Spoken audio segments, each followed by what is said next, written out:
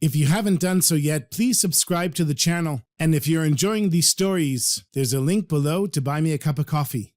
This is the Chassidic Story Project with Barak Hullman, podcasting from Jerusalem, Israel. This podcast is sponsored by listeners just like you. To become a supporter of this podcast, please go to HasidicStory.com, HASIDIC story.com. You'll never know, you'll never know, you'll never know, you'll never know. Shalom Aleichem, my sweetest friends. Another week, and this week I actually have for you 3 stories. One longer, one medium, and one relatively short. But before I begin, as has been my custom since the beginning of this war, I want to dedicate this podcast episode, Be'ezrat Hashem, to the continued success of our soldiers in battle wherever they are, the returning of all the hostages, whole, healthy, alive, and complete, the refuah shlema, the full recovery of everybody who's been injured or is sick,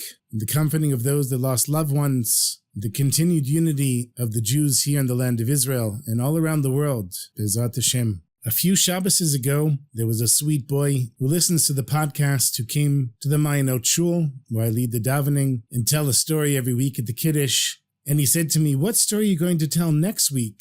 It was a great question, and the answer was I had no idea, because normally my time for researching the stories is Shabbos afternoon. And so the stories I'm going to tell this week, I came across, as I often do, in my reading on Shabbos afternoon. And the first one is one of the most unusual stories I've come across in a while. It was told by Rabbi Yisrael Abergel. Rabbi Abergel has become more famous than normal in recent years because he's been putting out a Shabbos newsletter of his Torahs and the Torahs of his father, Rabbi Yoam Abergel. They're from a family of Sephardi Mekubalim, of Kabbalists and Torah scholars. And so, Rabbi Abergel said when he was 17 years old, he was a very serious student in the Porat Yosef Yeshiva in the old city of Jerusalem. And even though he was a good student, he enjoyed playing soccer in his free time. For some very strict religious Jews, playing soccer is beneath a Torah scholar. And so, if you have somebody like Rabbi Abergel, who when he's 17 and he's a good student in yeshiva, he wouldn't be expected to be playing soccer in his free time.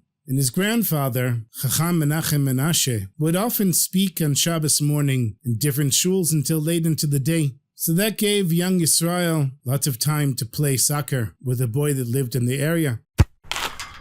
He was always very careful to finish playing before his grandfather was expected to come back home, because he didn't want his grandfather to find out that he was playing soccer. And one Shabbat, Yisrael was late, and by mistake he got caught by his grandfather, who saw him playing soccer in the square of the neighborhood of Beit Yisrael, next to the Shtibelach, which are the small synagogues in the old city. And his grandfather called him over, and he said, "What's the meaning of playing soccer on Shabbat?" Of course, Yisrael was embarrassed. He loved his grandfather, and his grandfather was a very kind and generous person. Anything Yisrael asked of him, he would do right away. And of course, he was a great scholar and a tzaddik, and so immediately he dropped the soccer ball and just followed his grandfather back home. And on Thursday of that week, his grandfather asked Yisrael to do him a favor. He said, "I want you to please take a letter to Chacham Rabbi Yehuda Lian Patilon, who lives in Yafo. It's very important that I receive an answer."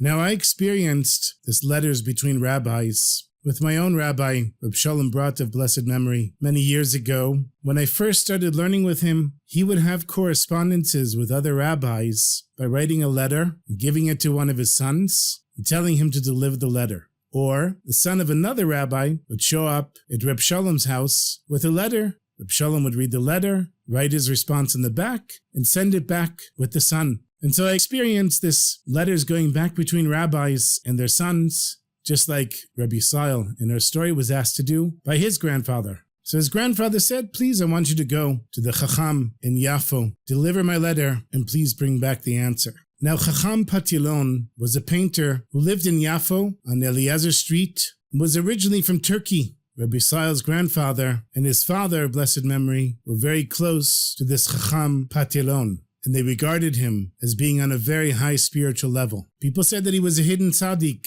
and they would go to him for blessings and advice. Now Yisrael had met Chacham Patelon in the past, and he wasn't very impressed with him. He appeared as a very simple person, and Yisrael wasn't impressed with him at all. But his grandfather asked him to deliver the letter. He took the letter, and he worked his way to Yafo. The letter was written in Turkish in order for Yisrael to not understand, but he had picked up enough Turkish, and it was written in Latin letters that he could more or less understand what the letter said. And in short, it said, "My grandson is going in the wrong direction. Please take care of him." Now the trip from Jerusalem to Yafo in those days took around 2 hours. But because the roads weren't fully paved, because there was work being done to widen the road, it took many more hours to reach the Chacham's house. And when Yisrael finally reached it, it was 2:30 in the afternoon. And he saw the Chacham was sitting on the couch, wearing a cap with a very small beard. And he stood at the door until the Chacham said, "No, come on in. What can I do for you?"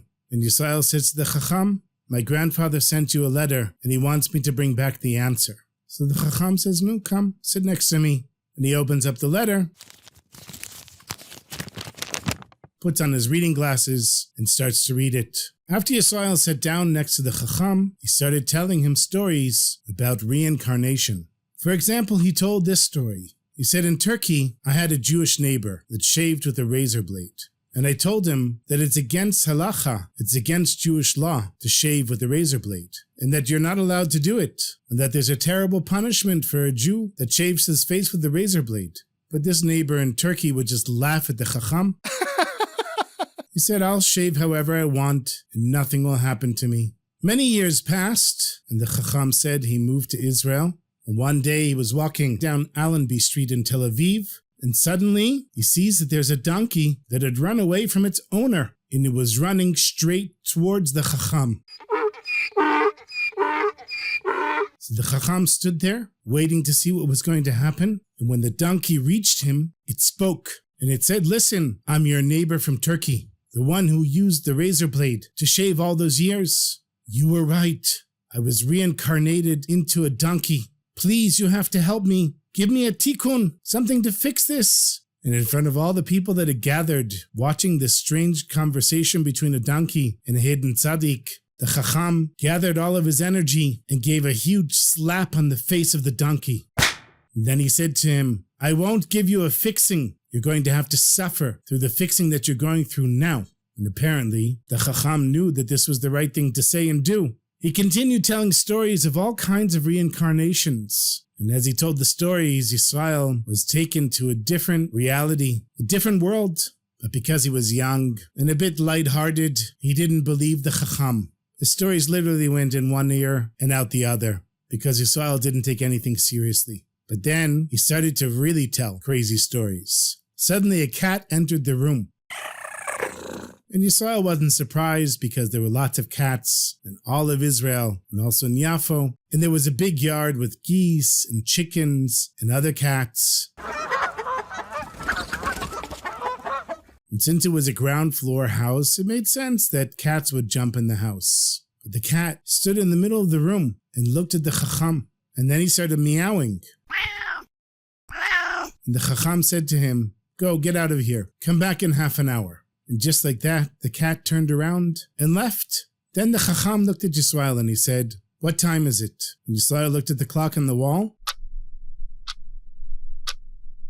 And he said, "It's exactly 3 o'clock. So then he continued telling stories about people that passed away and reincarnations, especially people that were reincarnated into animals. Then the cat returned and stood in the middle of the room, staring straight at the Chacham. And the Chacham turns to Yisrael and he says, "What time is it, Yisrael?" And he saw it was exactly 3:30. So the Chacham said, "You see, I asked the cat to come back in half an hour, and she did. Now give me a few minutes with her." And the cat stood in front of the Chacham with her paws in the air, standing on just her 2 feet, looking directly at the Chacham's face and meowing a lot.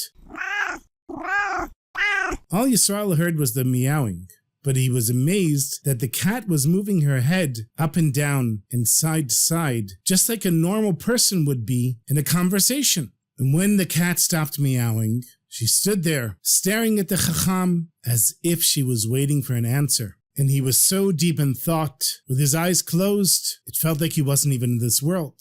And after a few minutes, which seemed like it took forever, he opened his eyes and he said to the cat, "Go, everything has been fixed." The cat turned around and left the house. So Yisrael looked at him, astonished, and he said, "You can speak to cats also?" And he said, No, that was a 17-year-old girl who was sewing on Shabbat, and she was reincarnated into a cat, and she asked me for a fixing for the terrible transgression of desecrating the Shabbat. You know, Yisrael, I told you about all kinds of reincarnations. Well, you just experienced another one. And so Yisrael said to him, "Well, you gave a fixing for the cat. What happened to the cat?" And the Chacham said, "The cat has died, and its soul is already in heaven. I can see her giving an account for other things." Yisrael got upset, and he said, "I don't believe you." And then he went outside to the corner of Shabsi Street, which was about 200 meters from the Chacham's house, and he saw the cat dead in the street. Apparently, a car had driven over her and didn't even realize it.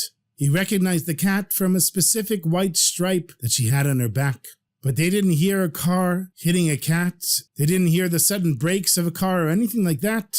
Probably the car simply backed up over the cat and killed it without realizing it. And the Chacham said that the soul had already left the cat's body and was already in heaven. And here Yisrael saw with his own eyes that the cat was dead. So he returned to the Chacham's house, this time much more respectful. And the Chacham saw the shocked face of the young 17-year-old, and he realized that he now believed in hidden tzaddikim, like Chacham Patilion. And after the Chacham saw Yisrael's face, he said, "You can tell your grandfather that everything is all right."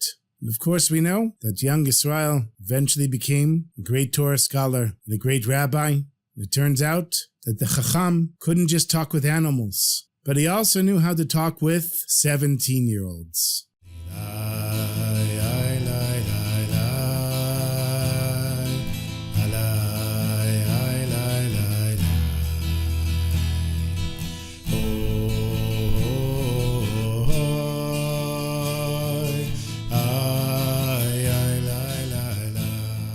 I have another story for you. This one took place many years ago when Jews living here in the land of Israel were entirely dependent on the generosity of Jews living in the diaspora to support them financially, which, by the way, are the descendants of the Haredi community of today. And it explains in part why the Haredim are separate from the state and why many of them still receive handouts. I see it myself because we live right next to a Haredi neighborhood. Before the holidays, there's huge amounts of food that are simply left on the street, and they're distributed by the community. Sacks of potatoes and onions and carrots. And even every week, for Shabbos, I see them being distributed. So this tradition still hasn't ended in a certain way. But back then, the Jews were totally dependent on donations from Jews abroad. And so they would send special emissaries to travel throughout Europe and collect donations. And one time, one of these emissaries from Eretz Yisrael was in a certain city in Europe, and he was given a very warm welcome from the Jewish community there. And everybody came to hear his appeal. At the end of the speech, there was a wealthy member of the Jewish community that volunteered to go around with the emissary from Eretz Yisrael on his rounds from house to house in order to help have a local face go along with, and to guide him to which homes and tell him who's living there and what kind of donation he could expect. And as they're walking through the Jewish section of town, knocking on doors and asking for donations, and Baruch Hashem, everybody gave, everyone depending on their financial circumstances. Some gave more, some gave less, but everyone was very happy to give something, especially for the Jews in Eretz Yisrael. But then the emissary noticed that they had skipped a very large mansion, and he asked the person that was accompanying him, why did they skip the large mansion? For sure we could get a donation from there. And the other Jew says, no, it's just a waste of your time. The man that lives there is a miser, and he won't give any money to anyone. And the emissary said, but we have to try. Who knows? Maybe my words will penetrate his heart, and he'll feel some type of generosity that he never felt before. And so the other Jew says, fine, we'll go, but don't spend too much time there. So they knock on the door, and the wealthy miser answers the door himself. So the emissary from Eretz Yisrael, he says, Shalom Aleichem, my sweetest friend. It came from the Holy Land, from the holy city of Jerusalem. Would you mind giving us a few minutes of your time to speak with you? And the miser said, sure, of course. I'm more than happy to talk with you. But if you came here for a donation, you're wasting your time. So the emissary and the other man came in, and the wealthy man says, "Sit down, please." And the emissary says, "You're obviously a very wealthy man. Look at the luxury you live in. Wouldn't you want to support the poor and hungry Jews of the land of Israel? After all, everyone in the community is giving, and very generously." And the miser says, "No, my money belongs to me. I worked hard for it, and I saved every penny. And I refuse to give my money to somebody who doesn't want to work and make their own money." So the emissary said, "You know what, sir, you're right. It's your money and it's your decision." And so he got up to leave. But just as they're about to leave the mansion, he says under his breath, "Well, it looks like you're going to be the third." And the miser closed the door, but he heard the words of the emissary. And he said, "What did he mean? What do you mean you're going to be the third?" The whole day he couldn't get it out of his head. That night he couldn't sleep. He kept hearing the words of the emissary. "It might be that you're going to be the third."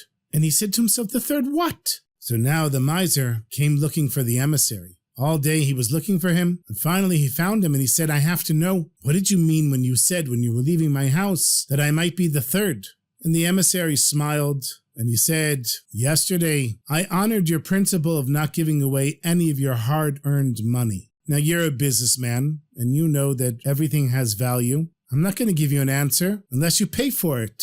I worked very hard for my wisdom, and if you want some of it, you'll have to pay." So the miser said, "Okay, I'm willing to pay." And the emissary said he wanted 3 times what he usually asked of the wealthy people that he collected money from. And the miser said, "No problem. I have plenty of money. Here you go." And he gave it over to the emissary. And the emissary said, "Fine, now I'm going to tell you a story. Many years ago, there was a very wealthy man who was a miser, a lot like you. And he was even miserly when it came to himself. He wouldn't get married because he didn't want to spend money on a wife and children. That's what kind of miser he was. And he worked very hard his whole life. And eventually, he amassed a huge amount of money, a huge fortune. Before he died, he didn't have any heirs to leave the money to, so he told the Chevra Kadisha, the burial society, to bury him with all of his money. Even after death, he refused to part from his money. And so the Chevra Kadisha did as he asked, and not 1 cent remained above ground. When the grave was finally covered, the angel in charge of the dead came to accompany the soul to the heavenly court. And the soul of this miser was asked, "Did you study Torah?" And he said, "No, I was busy making money." They said, "Okay, well, if you made a lot of money, then for sure you gave tzedakah to support other Torah scholars who would share their learning with you in exchange for the money that you would give them. Tell us, what kind of good deeds did you perform with all of that money?" And the miser said, "Listen, there's nothing to talk about. I brought all of my money with me. You can do whatever you want with it." And the heavenly court said to the miser, "You don't understand. Here in heaven, money has no value. The only thing that matters here are the mitzvot, the commandments that you did in the world down there below." And so the heavenly court didn't know what to do. And after much discussion, it was decided that there was only one other person that was wealthy and had been swallowed up with all of his riches, just like this miser. And that was Korach, who rebelled against Moshe Rabbeinu in the Torah. And the earth opened up and swallowed up Korach with all of his wealth. And Korach was there under the ground somewhere in the desert, and he would be very happy to have some company. But it's very hard to spend such a long time even with 2 people. So I'm sure that Korach and that other miser are very bored by now.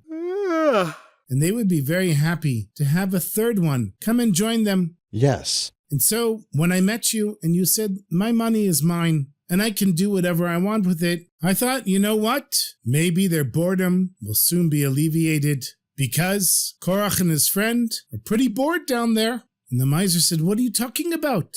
I don't want to be swallowed up and spend eternity with Korach."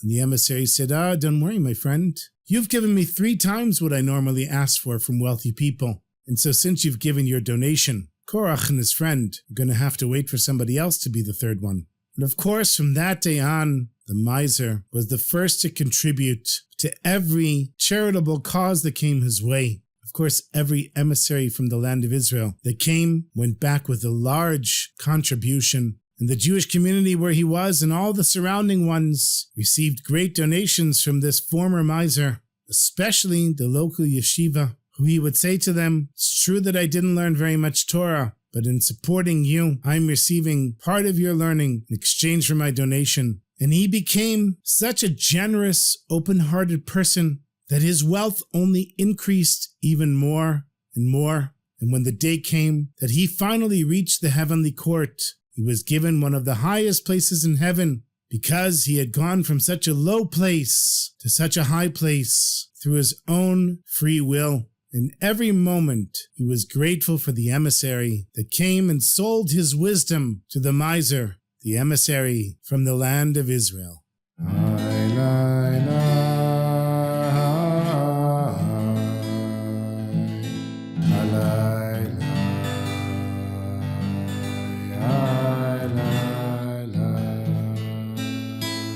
So I have one more really short story for you. I don't normally share a third story, but I thought you would enjoy this one. So there was a 16-year-old girl from a suburb of Melbourne, Australia, that wanted to convert to Judaism. And seeing that she was very sincere, Reb Chaim Gutnick brought her in front of a Beit Din, a Jewish court. But they rejected her because they said 16 is too young to make such a serious decision as converting to Judaism. And this girl was so upset and brokenhearted, she became sick and stopped eating and had difficulty sleeping. And when Reb Chaim heard about this, he told her to write a long letter to the Rebbe, explaining why she felt she wanted to be Jewish and that she needed to convert. And so the letter was sent to the Rebbe, but many weeks passed and she didn't receive a response. Instead, in an unrelated letter that Reb Chaim had written to the Rebbe wrote in a postscript, "What's happening with the Yiddishe girl from the suburb outside of Melbourne that wrote me that long letter?" And when Reb Chaim saw that the Rebbe wrote the Yiddishe girl, he understood the message immediately. He went to meet her parents, and after a long discussion, the mother admitted that she was hiding her Jewish identity because of the Holocaust. She didn't want her daughter to grow up as a Jew, so she wouldn't suffer like her mother had. And so clearly the 16-year-old was a Jew. And the Rebbe had incredible vision that he could see it.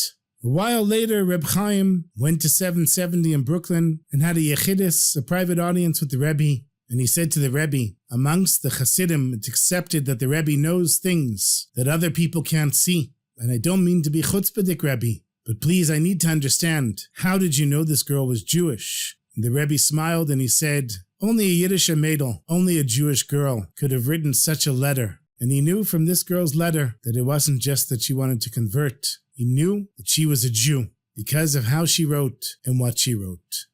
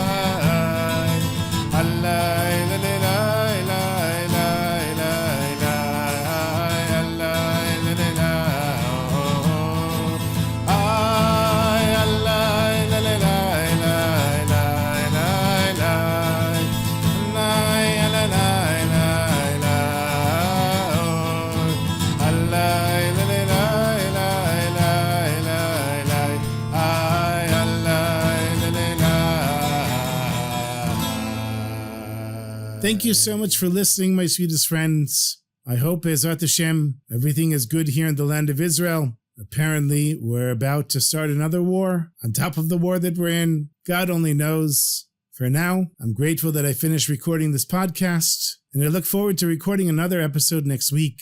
Thank you to all the contributors of the podcast, everyone who sent in contributions, and everyone that sends them in regularly. And thank you to all the listeners, and the people who leave comments, the people who saw me on the street. Shalom Aleichem to you all. We should hear good news. And until next week, have a good Shabbos, have a Chodesh Tov, a good Chodesh, a good month. Should hear good news, and sei gesund.